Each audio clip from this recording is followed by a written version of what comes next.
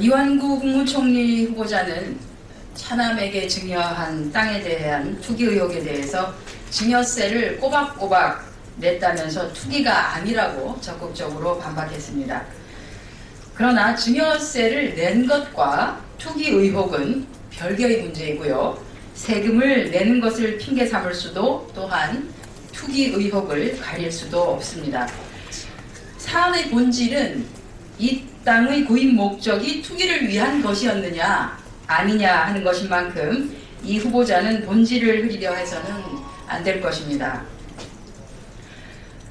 사안을 살펴보면 이렇습니다. 이 후보자의 장인과 장모는 각각 2000년과 2001년에 분당의 땅을 잇따라서 구입한 뒤 불과 몇 달 뒤인 2002년 이 후보자의 부인에게 증여했습니다.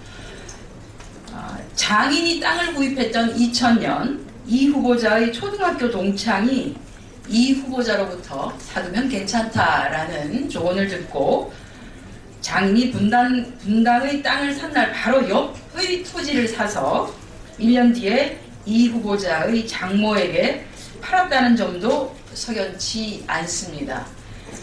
이 땅들은 모두 2002년 이 후보자의 부인에게 증여됐습니다. 이 후보자의 동창은 언론에다가 이렇게 밝혔습니다. 이 후보자가 앞으로는 좋아질 것이라며 땅을 사라고 권유했다라고 밝힌 것까지 고려할 때 이것은 투기가 분명해 보입니다. 또한 이 후보자의 막내 처남이 해당 토지에 맞닿은 땅을 역시 2001년에 매입해서 보유하고 있는 것으로 볼 때 친인척 그리고 지인과 함께 한 투기로 보여집니다. 이 후보자는 당시 국회 재경위에서 활동했던 경제통이었다는 점에서 고위 공직자로서 고급 정보를 가지고 있었을 것으로 추정됩니다. 많은 정황을 종합할 때 이 후보자가 이 같은 정보를 이용하고 장인, 장모를 대리인으로 내세워서 땅 투기를 했다고 볼 수밖에 없는 상황입니다.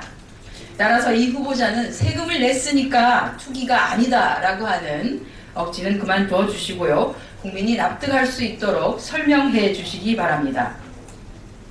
또한 현재 이 땅을 보유하고 있는 차남의 재산도 공개를 해야 국민의 의혹이 불식될 수 있을 것으로 보여집니다. 왜냐하면 이 판교 땅을 차남에게 증여했는데요. 현재 재산이 0원이고 부양가족까지 있는 장남을 제쳐두고 고소득 연봉자인 차남에게 증여한 이유가 무엇인지 밝혀져야지 아마 국민이 납득하시지 않을까 싶습니다. 이를 위해서는 재산이 전혀 없다고 했었던 장남의 실질적인 재산 상태를 파악하기 위해서도 장남의 가족이죠. 며느리의 재산도 공개를 할 것을 촉구합니다. 이완구 총리 후보자는 자신에게 따라붙은 의혹에 대해서 그동안 거침없이 자신감을 내비치고 또한 적극적으로 해명을 하시기도 했습니다.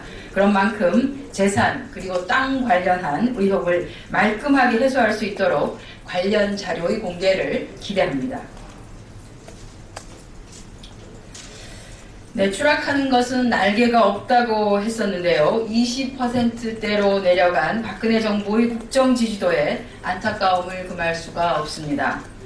어제 한 여론조사 기관에서 박근혜 대통령 국정 수행 지지도를 조사한 결과 취임 이후에 처음으로 30%대 밑으로 떨어진 것으로 나타났습니다. 이것은 어찌 보면 국민이 판단하신 것 같습니다. 비선 실세 국정농단 파문에도 불구하고 누구 하나 책임지는 사람이 없고요. 오히려 더 굳건해진 김기춘 비서실장 그리고 권한을 강화시켜준 권한 강화라는 금치를 한 문고리 권력 3인방 거기에다 그나마 경제는 또 어떻게든 살려주겠지라는 기대가 물거품이 되어가는 것을 보면서 또한 서민 증세에만 골몰하는 현 정부에 강력한 경고를 보내고 있는 것이라고 보여집니다. 문제는 지지도가 더 떨어질 수도 있다는 것입니다. 박근혜 대통령의 전통적인 지지 세력의 이탈이 가속화되고 있기 때문입니다. 박근혜 대통령께 당부드립니다. 아직 3년이 남았습니다. 아직도 늦지 않았습니다.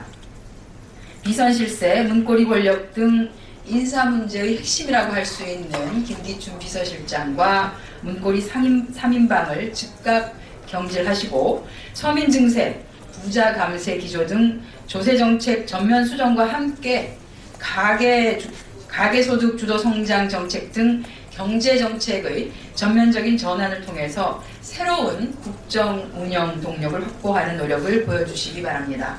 겸손한 자세로 국민을 향해 눈을 들어주시고 귀를 열어서 소통하기를 촉구합니다. 강원도의 한 육군 부대 여단장과 소령이 부하 여군을 성폭행 또 성추행한 혐의로 긴급 체포되는 사건이 또다시 발생했습니다. 충격적인 사실은 해당 부대의 소령의 성추행 사건을 조사하는 과정에서 또 다른 사건인 여단장의 여군 부사관 성폭행 사실을 진술하여 이 같은 사실이 드러났다는 것입니다. 꼬리에 꼬리를 무는 만연한 군대 내 성폭력의 실상이 그야말로 충격적이기만 합니다. 지난해 육군 사관학교 여성생도 성폭행 사건과 이를 은폐하려 했던 것, 그리고 성추행 피해 여군을 위로한다고 하면서 군 최고사령관급인 사단장이 해당 여군을 또다시 성추행했었던 사건, 성추행을 예방하고 감찰과 수사를 담당하는 해군사관학교 영광급 장교들이 번갈아가며 부하 여부사관을 성추행 사건 등 말로 표현할 수 없는 사건이 이어지고 있습니다. 지금 드러난 것은 빙산의 일각에 불과한 것 아니냐는 이야기도 있습니다. 영내 관사에 CCTV를 설치해야 하는 것 아니냐는 조소까지도 나오고 있습니다. 군대 내 폭행으로 아들을 군대에 보내기 불안했던 부모들, 이제는 딸 군대 보내는 것도 좌불안석입니다.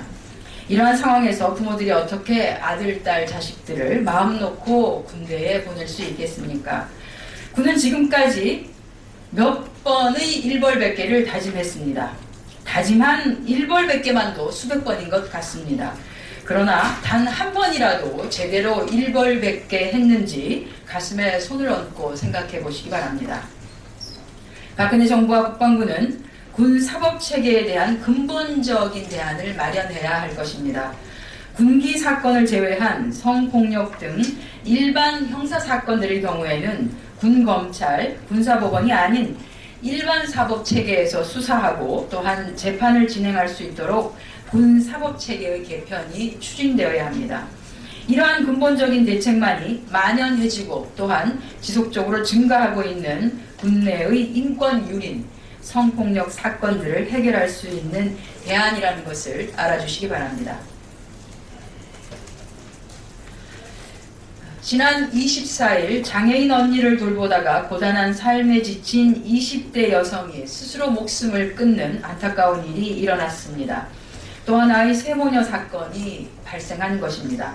한국보건사회연구원이 27일 발표한 자료에 따르면 전년도 저소득층이 중산층으로 이동한 비율을 나타내는 빈곤 탈출률이 2007년 32.36%에서 올해는 26.64%로 급격하게 떨어진 것으로 나타났습니다. 우리나라 저소득 가구는 고령 가족이 있거나 또는 장애나 질병의 요인을 하나 이상 가지고 있어서 사실상 빈곤을 탈출하기가 어려워졌다는 자료이기도 합니다. 빈곤 탈출을 돕는 복지나 사회 안전망이 미비해서 저소득층의 빈곤 탈출은 사실상 불가능하다는 것도 보여줍니다. 경제개혁연구소의 27일 발표를 보면 50대 기업의 경제 성과 실적은 2011년 150조에 이르는 반면 2013년에 170조에 이르러 20조 이상이 증가했으나 대기업은 늘어난 이익을 다름 아닌 사내 유보금으로만 쌓아놓고 있는 실정입니다. 더욱 안타까운 것은 법인세 감면 등 이명박, 박근혜 정권 출범 이후에 각종 혜택의 영향으로 대기업의 이익은 날이 갈수록 증가함에도 불구하고 일자리 창출에 기여하겠다는 약속은 온데간데 없이 사라졌습니다. 아시다시피 대기업 10곳 중에 3곳은 올해 신입사원 채용 규모를 2.3%나 오히려 줄인다고 밝혔습니다. 대기업에 대한 지원 확대로 대기업의 이익을 극대화시키는 것이 서민의 가계소득 증대로 바로 이어지지 않는다는 반증이기도 합니다. 박근혜 정부의 경제정책 기조가 잘못됐다는 현실을 고스란히 보여주고 있는 것입니다. 박근혜 정부는 더 이상 저소득 가구의 고충, 서민들의 고통을 수수방관하고 또한 방치해서는 안 될 것입니다. 답은 간명하고 또한 자명합니다. 재정 확충을 위해 꼼수로 서민 증세를 추진하는 다시 하겠습니다. 답은 자명합니다. 재정 확충을 위해 꼼수로 서민 증세를 추진하지 마시고 부자 감세 철회와 법인세 정상화를 해야만 합니다. 그 길만이 땀 흘린 노동의 대가인 대기업의 이익을 노동자와 서민이 공유할 수 있는 방법이라는 점을 다시 한번 강조드립니다. 네, 이상 오전 브리핑 마치겠습니다.